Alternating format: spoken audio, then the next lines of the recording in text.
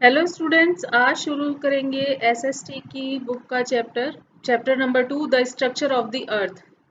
Basically ये SST में geography का पोर्शन है। अगर हमारे चैनल को सब्सक्राइब नहीं किया है तो प्लीज़ सब्सक्राइब अवर चैनल ताकि आपको इसी तरह की इंफॉर्मेटिव वीडियोस, एजुकेशनल वीडियोस मिलते रहें। तो आइए शुरू करते हैं। तो इस चैप्टर में हम क्या क्या देखेंगे। इसमें बताया जा रहा है कि अर्थ की 3 लेयर्स होती हैं जिनका नाम है क्रस्ट, मेंटल एंड कोर। उसके बाद इसमें डिस्कस किया जाएगा रॉक्स और मिनरल्स का डिफरेंस बताया जाएगा। टाइप्स ऑफ रॉक्स कौन कौन सी हैं, इग्नियस, सेडिमेंट्री, मेटामॉर्फिक, इनको डिस्कस करेंगे। और रॉक साइकिल क्या होता है, ये सब हम इस चैप्टर में स्टडी करने वाले हैं। तो आइए शुरू करते हैं। तो क्या बता रहे हैं इसमें कि जैसे हम सभी लोग अर्थ के ऊपर, अर्थ की सरफेस पर हम रहते हैं, तो यहाँ पर हम बहुत सारी लैंडफॉर्म्स देखते हैं। जैसे कहीं पर ओशंस हैं, कहीं सी है, रिवर्स हैं, लेक्स हैं, कहीं पर आपके कॉन्टिनेंट्स हैं, आइलैंड्स हैं। तो ये सब चीज़ें आप अर्थ के ऊपर देखते हैं। तो अर्थ के ऊपर जो कुछ है वो तो आपको दिखाई देता है कि कहीं प्लांट्स हैं, कहीं रोड्स हैं, कहीं कुछ है, कहीं कुछ है, वो सब आपको दिखता है। बट अर्थ के अंदर क्या छुपा हुआ है, इसके बारे में हमें कुछ पता नहीं चलता। इसके लिए हमें स्टडी करनी पड़ती है कि अर्थ के अंदर क्या क्या है। तो इस चैप्टर में वही सब हम जानेंगे कि अर्थ के अंदर क्या छुपा हुआ है, और ये भी जानेंगे कि क्या अर्थ के अंदर जाना पॉसिबल है या नहीं। तो आइए चैप्टर शुरू करते हैं। तो देखिए, जैसे आप इस पिक्चर में देख सकते हैं, ये अर्थ की लेयर्स इसमें शो हो रही हैं कि इनसाइड द अर्थ क्या चीज़ है। अर्थ का जैसे हमने ऊपर बताया 3 लेयर्स मेन होती हैं जिनका नाम है क्रस्ट, मेंटल एंड कोर। जो आउटर मोस्ट आपको ये लाइन दिखाई दे रही है ब्राउन कलर की, एक मोटी लाइन दिख रही है ना, इसको बोलते हैं क्रस्ट।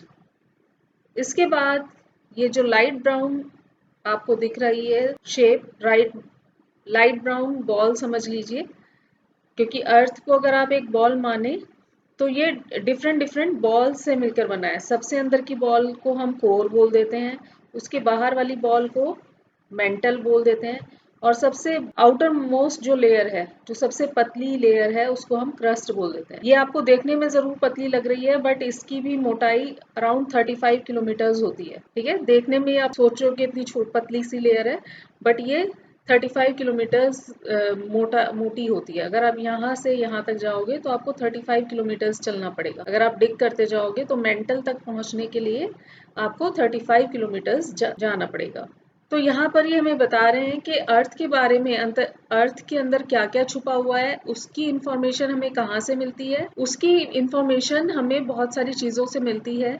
जैसे कुछ सोर्सेज इन्होंने बताए हैं, earthquakes, volcanic eruptions and deep mines. इन सब चीजों से हमें अर्थ के बारे में पता लगता है। अर्थक्वेक्स यानी भूकंप के बारे में आपने सुना होगा। अर्थ के अंदर इनर लेयर्स में जो कुछ बदलाव होते हैं उसका इफेक्ट हमारी ऊपर अर्थ की सतह पर देखने को हमें मिलता है, क्रस्ट में देखने के लिए मिलता है।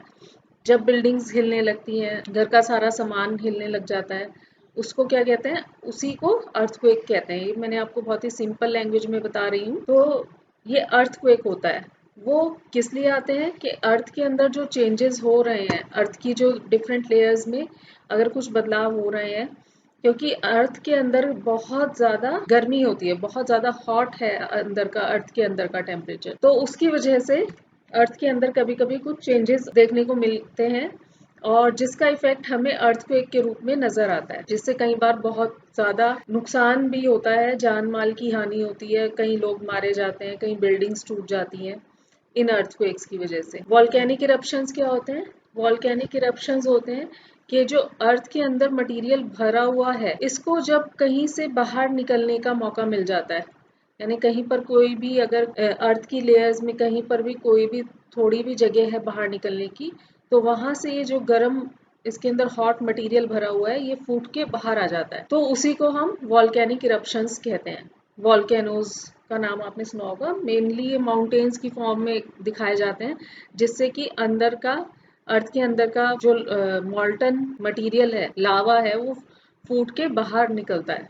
और डीप माइंस क्या होती हैं? डीप माइंस वही, जब आप अर्थ को डिग करते जाते हैं, माइन डिग करके बहुत अंदर तक पहुंच जाते हैं, तो वहां से भी आपको अर्थ की स्ट्रक्चर का पता लगता है। तो चलिए अब आप डिटेल में इन लेयर्स के बारे में स्टडी करेंगे। तो स्टार्ट करते हैं क्रस्ट से, आउटर मोस्ट लेयर से, कि इसकी क्या प्रॉपर्टीज हैं। तो क्रस्ट की क्या प्रॉपर्टीज हैं देख लेते हैं। नंबर 1 तो यही होगा कि क्रस्ट जो होती है आउटर मोस्ट लेयर है, सबसे बाहर जो अर्थ हमें जैसी लगती है सबसे बाहर से, उसको क्रस्ट कहते हैं, आउटर मोस्ट लेयर है। इसकी थिकनेस 5 to 8 किलोमीटर से लेकर 35 किलोमीटर तक होती है। देखिए जहाँ सी बेड्स होते हैं ना, देखो जब आप सी या ओशंस के बिल्कुल फ्लोर पे पहुंच जाओगे, जहाँ पर सी का सी बेड आ जाता है, जहाँ पे आप खड़े हो सकते हो, अगर आप बिल्कुल सी के फ्लोर पे पहुंच जाओगे, वहां से अगर आप थिकनेस देखोगे अर्थ क्रस्ट की, तो केवल 5 से 8 किलोमीटर तक रह जाती है। लेकिन जहाँ लैंड मास है, जहाँ पर आप रहते हैं, कॉन्टिनेंट्स में, अपनी कंट्रीज में, अपनी सिटीज में जहाँ आप रहते हैं, वहां पर क्रस्ट की जो लेयर है उसकी विड्थ 35 किलोमीटर तक जाती है। ये सब एवरेज वैल्यूज हैं, मतलब कहीं थोड़ा कम थोड़ा ज़्यादा हो सकता है, बट अगर एक एवरेज मान के चलें तो 35 किलोमीटर्स तक अर्थ क्रस्ट में कौन कौन से मेन एलिमेंट्स पाए जाते हैं? 3 एलिमेंट्स अर्थ क्रस्ट में मेनली होते हैं, सिलिकॉन यानी Si, एल्यूमिनियम यानी Al एंड मैग्नीशियम यानी Mg। और भी बहुत सारे मटेरियल्स होते हैं, लेकिन ये मेन एलिमेंट्स हैं, यानी इनकी क्वांटिटी अर्थ क्रस्ट में सबसे ज़्यादा देखने को मिलती है, सिलिकॉन, एल्यूमिनियम एंड मैग्नीशियम। इनमें से भी सिलिकॉन और एल्यूमिनियम मेन है, जो कॉन्टिनेंटल, जहाँ पे कॉन्टिनेंटल लैंडमास है, वहाँ की जो क्रस्ट है, यानी जमीन पे जो अर्थ क्रस्ट है, वहाँ की अर्थ क्रस्ट में सिलिकॉन और एल्यूमिनियम मेन है, इसीलिए इसको हम Cl भी कहते हैं। यानी जहाँ जिस जमीन पर आप रहते हो, जिन कॉन्टिनेंट्स पे आप रहते हो, वहाँ की अर्थ क्रस्ट को Cl भी कहते हैं, बिकॉज वहाँ पे सिलिकॉन और एल्यूमिनियम ये मेन कंपोनेंट्स होते हैं अर्थ क्रस्ट के अंदर। लेकिन अगर आप ओशियानिक क्रस्ट की बात करें, यानी जब आप ओशंस के फ्लोर पे चले जाएंगे, बिल्कुल नीचे चले जाएंगे, समुद्र के नीचे चले जाओगे आप बिल्कुल, तो वहाँ की जो अर्थ क्रस्ट देखोगे तो उसमें मेन एलिमेंट्स हैं सिलिकॉन और मैग्नीशियम। इसीलिए ओशन की जो क्रस्ट है उसको सीमा भी बोलते हैं। जो कॉन्टिनेंट्स की क्रस्ट है उसको Cl बोलते हैं, और जो ओशंस की क्रस्ट है उसको सीमा भी बोलते हैं, क्योंकि वहां पर सिलिकॉन और मैग्नीशियम मेन कंपोनेंट्स हैं। क्रस्ट की जो डेंसिटी है वो होती है 3 ग्राम्स पर क्यूबिक सेंटीमीटर। ओशियानिक क्रस्ट ज़्यादा डेंसर होती है, ये वैल्यू ओशियानिक क्रस्ट के लिए ये वैल्यू थोड़ी ज़्यादा होती है, क्योंकि वो ज़्यादा डेंस होती है। डेंसिटी क्या होती है आपको आइडिया होगा, यानी कितनी जगह में कितना मास, कितना भार कितनी जगह में आ रहा है, उसको हम डेंसिटी कहते हैं। जैसे कि आप देखें, अगर आप देखें कोई पत्थर है, पत्थर भारी होता है, उतनी ही जगह में अगर आप कॉटन रखें तो वो हल्की होगी, क्योंकि कॉटन की डेंसिटी कम है, जो पत्थर या स्टोन है उसकी डेंसिटी बहुत ज़्यादा होती है।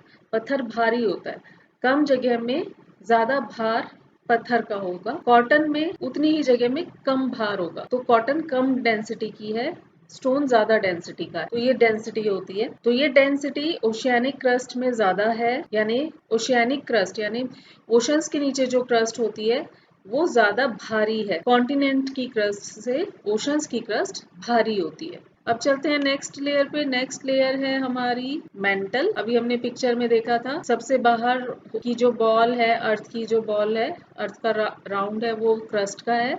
उसके नीचे 35 किलोमीटर तक आप नीचे जाओगे तो वहां से मेंटल की लेयर शुरू हो जाएगी। ये कितनी थिक है? ये 2900 किलोमीटर थिक है। डिफरेंस आप देख सकते हो, कहाँ 35 किलोमीटर की क्रस्ट थी छोटी सी, और कहाँ ऑलमोस्ट 3000 किलोमीटर थिक मेंटल की लेयर। तो कितनी ज्यादा इसकी थिकनेस है, पोर से बहुत ज्यादा होता है मेंटल का पार्ट। मेंटल में कौन कौन सी चीजें आती हैं, कौन कौन से एलिमेंट्स मेन है? मेंटल मेनली बना होता है सिलिकॉन, आयरन एंड मैग्नीशियम का। जैसे क्रस्ट में सिलिकॉन और एल्यूमिनियम था, यहाँ एल्यूमिनियम की जगह अब आ गया है आयरन। पहले जो मेन मटेरियल था क्रस्ट में वहाँ था एल्यूमिनियम, बट मेंटल में ज्यादा प्रोमिनेंट क्या है? आयरन है। सिलिकॉन और मैग्नीशियम सेम है, सिलिकॉन और मैग्नीशियम क्रस्ट में भी थे, बट मेंटल में क्या डिफरेंस आ गया? यहाँ पे आयरन ज्यादा होता है। वैसे सभी लेयर्स में सारे ही एलिमेंट्स आपको मिल जाएंगे, लेकिन ज्यादा क्या चीज पाई जाती है उसके बारे में बता रहे हैं। तो सबसे ज्यादा मेंटल में सिलिकॉन, आयरन और मैग्नीशियम होता है। सिलिकॉन Si, आयरन यानी Fe, एंड मैग्नीशियम यानी Mg। इसकी डेंसिटी 3.5 से लेकर 5.5 ग्राम पर सीसी होती है। मेंटल को भी दो लेयर्स में आप डिवाइड कर सकते हैं, upper mantle and lower mental. जो अपर लेयर होती है मेंटल की, यानी कि क्रस्ट के एकदम बाद जो अपर लेयर आएगी उसको अपर मेंटल बोल सकते हो, और जो कोर के साइड वाली लेयर है यानी ज्यादा अंदर जाके जो कोर की तरफ वाली लेयर है उसको हम लोअर मेंटल बोलते हैं। तो अपर मेंटल का टेम्परेचर होता है 870 डिग्री सेंटीग्रेड, वहीं लोअर मेंटल यानी जो कोर के पास वाली मेंटल है उसका टेम्परेचर कितना होता है 2200 डिग्री सेंटीग्रेड। टेम्परेचर वेरिएशन आप देख सकते हैं कितना ज्यादा है। अगेन ये जो टेम्परेचर की बात हो रही है ये एवरेज टेम्परेचर है, यानी कि कहीं पर इससे थोड़ा ज्यादा इससे कम भी हो सकता है। सिमिलरली लोअर मेंटल में कहीं थोड़ा ज्यादा कहीं थोड़ा कम भी हो सकता है, बट ये एवरेज वैल्यू है। ऑलमोस्ट 2200 डिग्री सेंटीग्रेड होता है और ऑलमोस्ट 870 डिग्री सेंटीग्रेड होता है अपर मेंटल का temperature. Mental semi solid state में होता है, यानी कि ये पूरी तरह से सॉलिड नहीं होता, थोड़ा थोड़ा मॉल्टन रहता है, मतलब सेमी सॉलिड होता है। आई होप आप समझ रहे हैं। सेमी सॉलिड यानी कि बिल्कुल ठोस नहीं है। जैसे आप रोटी बनाने के लिए आटा लगाते हैं, डॉ डॉ बोलते हैं ना उसको, डॉ आपका कैसा होता है, सेमी सॉलिड होता है ना। ना तो आप उसको लिक्विड बोल सकते हैं, ना तो वो बिल्कुल सॉलिड है। अगर बिल्कुल सॉलिड होगा तो उसकी चपाती कैसे बनेगी, नहीं बन सकती। वही चीज है, मेंटल भी ऐसा ही होता है, बिल्कुल सॉलिड नहीं होता, क्योंकि वहां पे टेम्परेचर इतना ज्यादा है कि बिल्कुल सॉलिड स्टेट में वो रह ही नहीं सकता। इतने टेम्परेचर में कोई भी चीज मेल्ट हो जाएगी। वहां पर देखिए मेटल्स हैं, आयरन है, बट आयरन और दूसरी मेटल्स भी इतने टेम्परेचर पे कोई भी चीज बिल्कुल मेल्ट हो जाएगी। तो इसलिए सेमी सॉलिड स्टेट में रहता है। सेमी सॉलिड में क्यों रहता है, क्योंकि प्रेशर भी पड़ रहा है, क्रस्ट का पूरा प्रेशर पड़ रहा है मेंटल के ऊपर, है ना, ओशंस का प्रेशर पड़ रहा है, जिसकी वजह से वो बिल्कुल लिक्विड में भी नहीं जा सकता। प्रेशर उसको बांध के रखता है। तो इसलिए ना तो वो पूरी तरह सॉलिड है, सॉलिड इसलिए नहीं है क्योंकि टेम्परेचर ज्यादा है, और बिल्कुल लिक्विड इसलिए नहीं है क्योंकि प्रेशर पड़ रहा है जो उसको सॉलिड थोड़ा सा सेमी सॉलिड स्टेट में रखता है। चलते हैं इनर मोस्ट लेयर पे, चलते हैं इनर मोस्ट लेयर को देख लेते हैं। सबसे अंदर की लेयर है अर्थ की इनर मोस्ट लेयर, जिसको बोलते हैं कोर। इसकी थिकनेस होती है 3500 किलोमीटर। ये आपकी जो अभी हमने मेंटल वाली लेयर पढ़ी, मिडिल लेयर मेंटल पढ़ी, उससे भी ज्यादा है, ठीक है, उससे भी थोड़ी सी ज्यादा है, अराउंड 600 किलोमीटर ज्यादा है उससे। अब इसके मेन एलिमेंट्स क्या हैं, निकल एंड आयरन। वहां पर क्या थे, सिलिकॉन, आयरन एंड मैग्नीशियम। यहाँ पर आयरन तो सेम है, आयरन वहां भी था, मेंटल में भी आयरन था, कोर में भी आयरन है, बट बाकी दोनों सब्सटेंसेस को रिप्लेस कर दिया है निकल से। जो इनर मोस्ट लेयर है अर्थ की, कोर है, वहां पर मेन मटेरियल्स है निकल एंड आयरन। इसीलिए इसको हम निकल को क्या बोलते हैं आप, Ni। इसकी शॉर्ट फॉर्म क्या है, साइंटिफिक नेम Ni, और इसका साइंटिफिक सिंबल है Fe। आयरन का नेम है Fe, तो इसलिए इसको NiFe नाइफ भी बोलते हैं, कोर को नाइफ भी बोलते हैं। इसकी डेंसिटी सबसे ज्यादा है 11 ग्राम पर सीसी। जैसे मेंटल डिवाइडेड थी अपर मेंटल और लोअर मेंटल में, कोर भी डिवाइडेड है दो पार्ट्स में, outer core and inner core. Outer core का टेम्परेचर होता है 3700 डिग्री सेंटीग्रेड, और ये भी मॉल्टन स्टेट में होता है, यानी पिघला हुआ सा होता है, यानी सेमी सॉलिड जिसको बोल सकते हैं। और जो इनर कोर है उसका टेम्परेचर होता है 5000 डिग्री सेंटीग्रेड, लेकिन फिर भी ये सॉलिड स्टेट में होता है। इतना ज़्यादा टेम्परेचर होने के बावजूद भी इनर कोर सॉलिड रहता है, क्योंकि उसके ऊपर प्रेशर इतना ज़्यादा होता है, एक्सट्रीम प्रेशर की वजह से ये सॉलिड रहता है। हालांकि ये भी, इसका टेम्परेचर बहुत बहुत ज़्यादा है, ये अराउंड इतना ही है जितना कि सन की सरफेस का टेम्परेचर है, उतना ही अर्थ की कोर का, जो इनर कोर का टेम्परेचर भी ऑलमोस्ट उतना ही होता है। वहां पर भी कोई जा नहीं सकता है, क्योंकि वो बहुत ज्यादा हॉट है हमारी अर्थ की कोर। ये तो बात हो गई हमारी अर्थ की डिफरेंट लेयर्स की। अब अर्थ के ऊपर आपको बहुत सारी रॉक्स, चट्टाने और मिनरल्स वगैरह भी तो देखने के लिए मिलते हैं। आप देखते हैं ये सब चीजें, रॉक्स वगैरह, तो ये सब पार्ट है अर्थ की क्रस्ट का। तो हम इन्हीं का आगे जो चैप्टर है, आगे इस चैप्टर में हम अर्थ की क्रस्ट के जो ये मेन पार्ट्स हैं, रॉक्स एंड मिनरल्स, इन्हीं को स्टडी करेंगे। तो ये जो मिनरल्स क्या होते हैं, मिनरल्स होते हैं इनऑर्गेनिक सब्सटेंसेस। इनऑर्गेनिक सब्सटेंसेस का मतलब क्या है, यानी लाइफलेस सब्सटेंसेस। लाइफलेस यानी कि जैसे अर्थ की क्रस्ट में तो प्लांट्स वगैरह भी मिलते हैं आपको, डेड डेड मटेरियल्स भी मिलते हैं, जैसे प्लांट्स की पत्तियां गिर गई, डेड एनिमल्स वगैरह हो गए, छोटे मोटे कीड़े मकोड़े हो गए, ये सब भी है। बट ये इनमें कभी या तो लाइफ थी या अभी भी लाइफ है। तो जो लाइफलेस चीज, जो लाइफलेस मटेरियल है जिसमें कभी लाइफ नहीं थी, तो अर्थ की क्रस्ट के उस पार्ट को हम मिनरल्स बोलते हैं। जैसे बहुत सारी मेटल्स हो गई, iron, copper, silver, aluminium, magnesium, sulphur, ये सब सब्सटेंसेस अर्थ की क्रस्ट में हमें देखने के लिए मिलते हैं। या तो ये अकेले होते हैं या फिर दूसरे एलिमेंट्स के साथ इनके कुछ कॉम्बिनेशन बने हुए होते हैं। तो किसी दूसरे एलिमेंट्स के कॉम्बिनेशन में ये देखने को मिलते हैं अर्थ की क्रस्ट में, या अकेले भी पाए जाते हैं, यानी एज अ सिंगल एलिमेंट भी आपको देखने के लिए मिल सकता है, या कॉम्बिनेशन ऑफ एलिमेंट्स भी देखने के लिए मिल सकता है, क्योंकि एलिमेंट्स आपस में रिएक्शन करके डिफरेंट टाइप के दूसरे एलिमेंट्स भी बना लेते हैं। हर जगह की जो क्रस्ट है, यानी क्रस्ट यानी मिट्टी आप समझ लो, मिट्टी की कॉम्पोजिशन अगर आप एक जगह से दूसरी जगह जाएंगे तो वो चेंज होती जाती है। कहीं पर आपने देखा होगा, कहीं पर मिट्टी का कलर थोड़ा कालेपन पे होता है, कहीं लाइट ब्राउन होता है, कहीं रेड कलर की मिट्टी होती है। इसी तरह उसकी मिट्टी की प्रॉपर्टीज भी अलग होती हैं। ये सब डिपेंड करता है कि वो मिट्टी किस तरह के कंपोजिशन में है, यानी किस तरह के एलिमेंट्स कितनी क्वांटिटी में उस मिट्टी के अंदर मिक्स हैं। तो उस पर डिपेंड करता है कि वो मिट्टी की उसकी क्या प्रॉपर्टीज है, और उन्हीं प्रॉपर्टीज की वजह से मिट्टी किस तरह की है, किसी जगह का क्लाइमेट कैसा है, उसी के अकॉर्डिंग वहाँ का प्लांटेशन होता है, मतलब किस तरह के पौधे वहाँ उगेंगे। वो बहुत कुछ इसी पर डिपेंड करता है कि वहाँ की मिट्टी किस तरह की है, वहाँ का क्लाइमेट किस तरह का है। अब देखिए कि अब जो ये क्रस्ट होती है, इसमें मेटेलिक एलिमेंट्स भी होते हैं, यानी मेटल के कण भी होते हैं। कोई आपको ऐसा तो नहीं है कि लोहे के टुकड़े मिलेंगे, आयरन के टुकड़े मिलेंगे या कॉपर के टुकड़े मिलेंगे। छोटे छोटे कण के रूप में क्रस्ट में मिली रहती हैं ये सारी चीजें।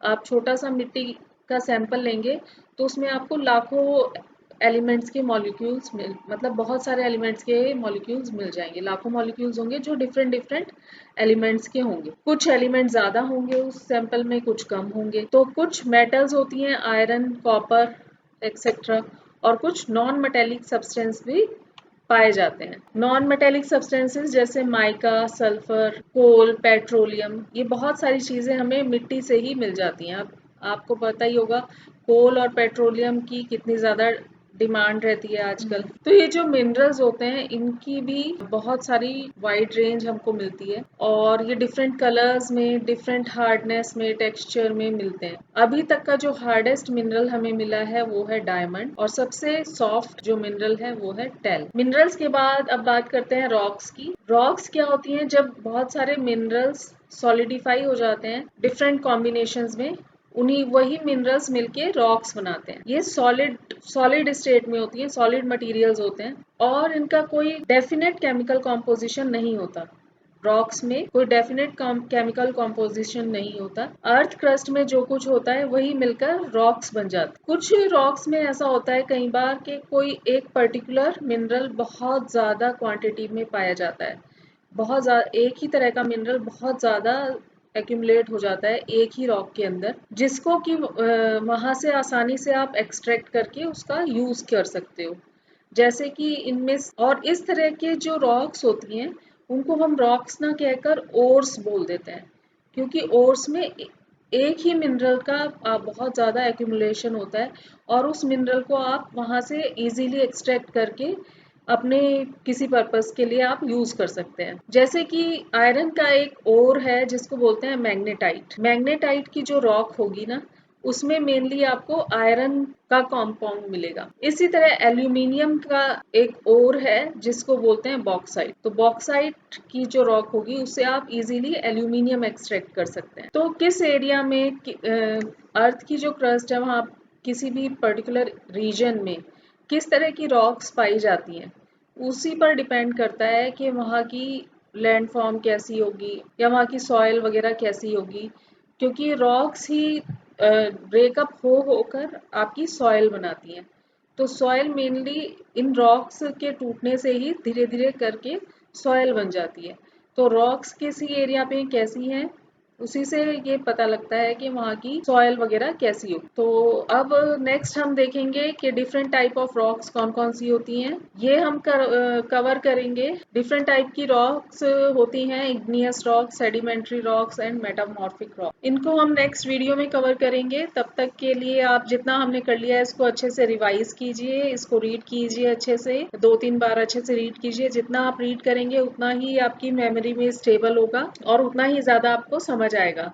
आप इसके नोट्स भी बना सकते हैं इंपॉर्टेंट पॉइंट्स के। बहुत इंपॉर्टेंट टॉपिक है ये। और वीडियो कैसा लगा आप कमेंट करके बता सकते हैं। अच्छा लगा है तो लाइक कर सकते हैं, शेयर कर सकते हैं। और अगर हमारे चैनल को सब्सक्राइब नहीं किया है तो प्लीज़ सब्सक्राइब अवर चैनल, ताकि आपको इसी तरह की इंफॉर्मेटिव वीडियोस, एजुकेशनल वीडियोस मिलते रहें। Thank you for watching.